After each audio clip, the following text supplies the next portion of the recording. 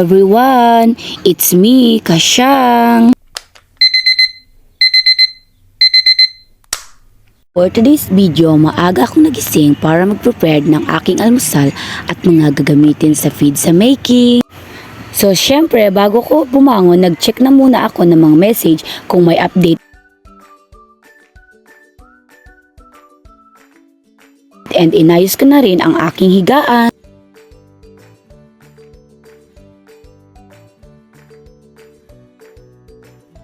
So, syempre, hindi pwedeng wala tayong kanin, kaya nagluto na muna ako ng kanin.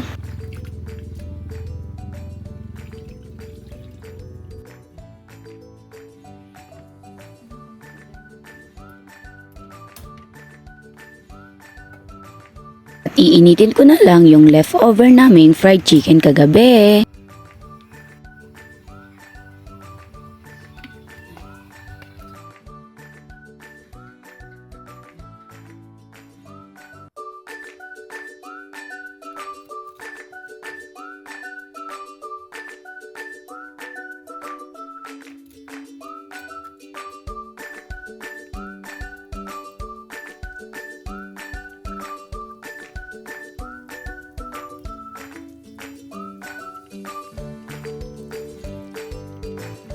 Nung naluto na yung kanin, sumandok na agad ako para makapag-almusal na ako kasi baka malit ako at pagalitan ako ni Sir Kim.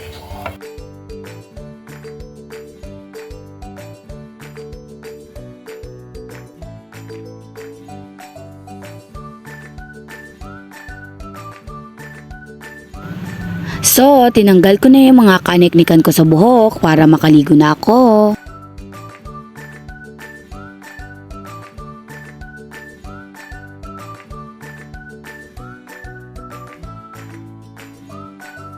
And fast forward, nakaligo na agad ako.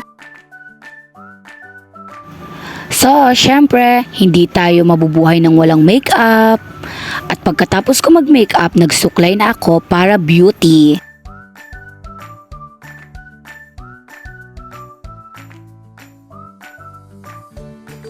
And voila, parang walang pinabago yung mukha ko, eme.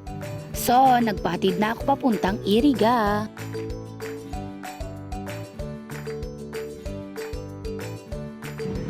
So pagkarating ko, wala pang masyadong tao.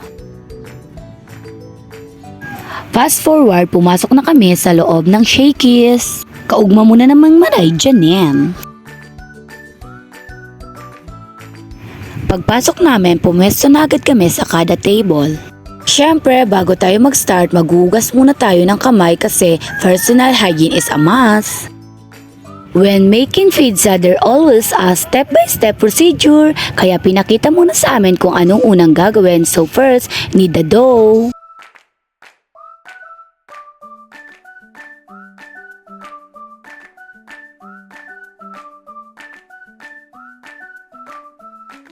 After ituro sa amin ng isang staff sa Shakey's kung anong gagawin, nag-start na rin kami.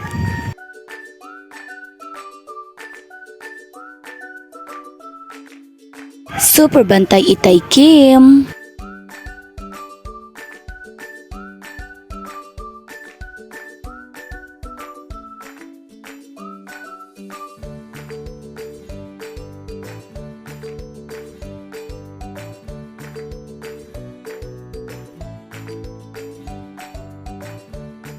Siyempre, hindi naman yan maluluto kung hindi natin ilalagay sa oven, kaya inilagay na muna ng mga staff sa oven yung aming ginawa.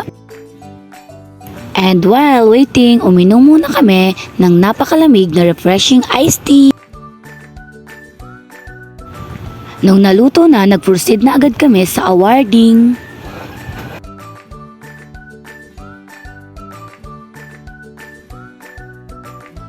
And after that, linigpit na namin yung mga aming ginamitan para makauwi na kami.